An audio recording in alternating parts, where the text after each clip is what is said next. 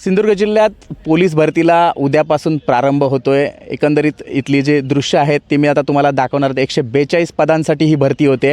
ही जी काही दृश्य आहेत ती मात्र पोलीस ग्राउंडवर मी तुम्हाला दाखवतोय। तयारी होते। सिंधुदुर्ग जिल्ह्यात पोलीस विभागातील 118 पोलीस शिपाई आणि 24 चालक मिळून एकूण 142 पदांसाठी पोलीस भरती प्रक्रिया 19 जूनपासून सुरू होते। म्हणजे उद्यापासूनच ही सुरू होणार आहे। पावसाचे दिवस असले तरीही भरतीसाठी येणाऱ्या उमेदवारांना कोणतीही अडचण निर्माण होणार नाही याची पूर्ण दक्षता घेण्यात आलेली आहे असल्याचेही पोलीस अधीक्षक सौरभ कुमार अग्रवाल यांनी मात्र सांगितलेले आहे। ही भरती प्रक्रिया पूर्णपणे पारदर्शक आणि निपक्षपातीप्रमाणे होईल असाही विश्वास पोलीस अधीक्षक यांनी सांगितलेला आहे। ही जी काही दृश्य आहेत मी परत एकदा तुम्हाला दाखवतोय। इथे पूर्णपणे मात्र ज्या पोलीस आहेत ते पोलीस पूर्ण तुम्हाला तयारी करतानाचं हे करताना दिसते। ग्राउंड पूर्णपणे लेवल करतानाचं दिसतंय। बाकीच्या माझ्यासमोर हे जे काही पोलीस आहेत तेही देखील इथे ग्राउंडचं काम करताना आपल्याला पाहायला मिळतंय।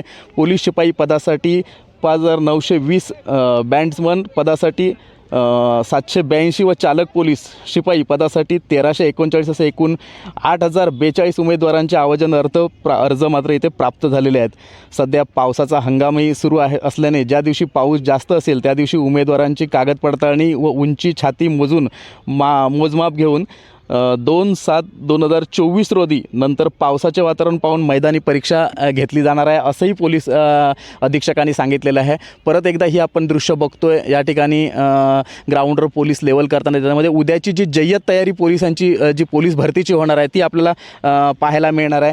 कालच जिल्हा पोलीस अधीक्षक सौरभ कुमार अग्रवाल यांनी पत्रकार परिषद घेऊन सांगितलेलं आहे की कोणत्याही प्रकारचा गैरव्यवहार इथे झाला असेल, देवाणघेवाणचा प्रकार झाला असेल अशा म्हटलं कुठल्या ह्याला बळी पडू नका।